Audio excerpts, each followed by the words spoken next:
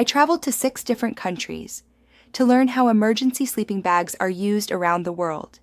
And what I discovered will completely change your perspective on survival gear and preparedness culture.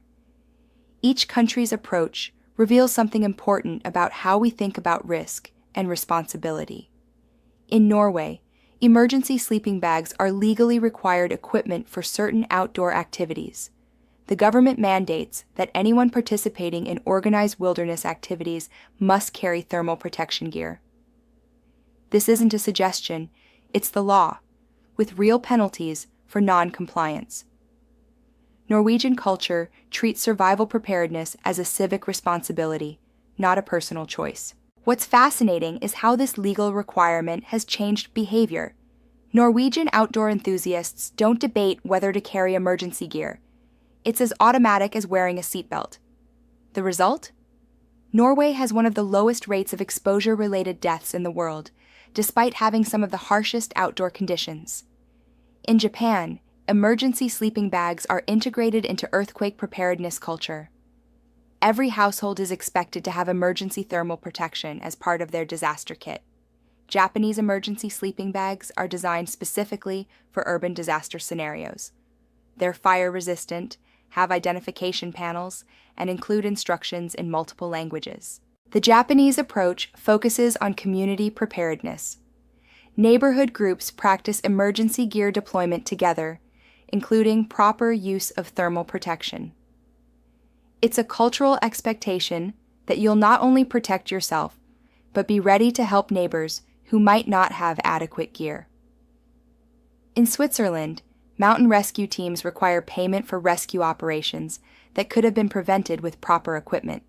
If you need rescue because you weren't carrying basic survival gear like emergency sleeping bags, you pay the full cost of the operation, often tens of thousands of dollars.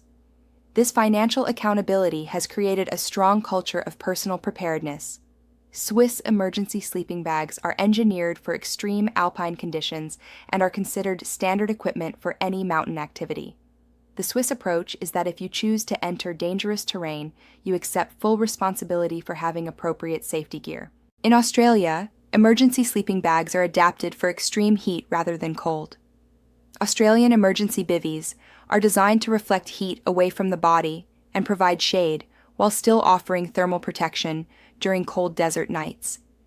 The same reflective technology works in both directions, keeping heat in or keeping heat out.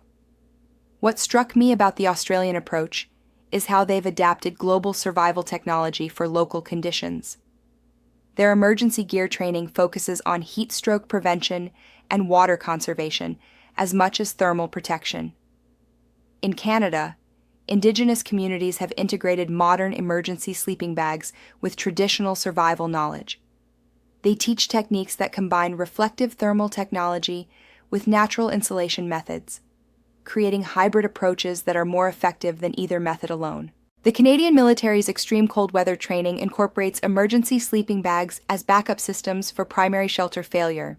Their testing in conditions down to -60 degrees has pushed the technology to its absolute limits.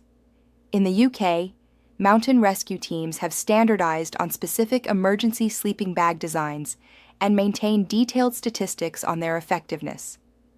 British data shows that properly used emergency thermal protection reduces rescue complexity by over 70% and dramatically improves survival outcomes. What emerges from this international perspective is that survival preparedness isn't just about individual choice. It's about cultural attitudes toward risk, responsibility, and community care. Countries that treat emergency preparedness as a shared responsibility have better outcomes than countries that treat it as individual choice. The technology might be universal, but how it's integrated into outdoor culture varies dramatically. The most successful approaches combine legal requirements, cultural expectations, community training, and financial incentives to create comprehensive preparedness systems.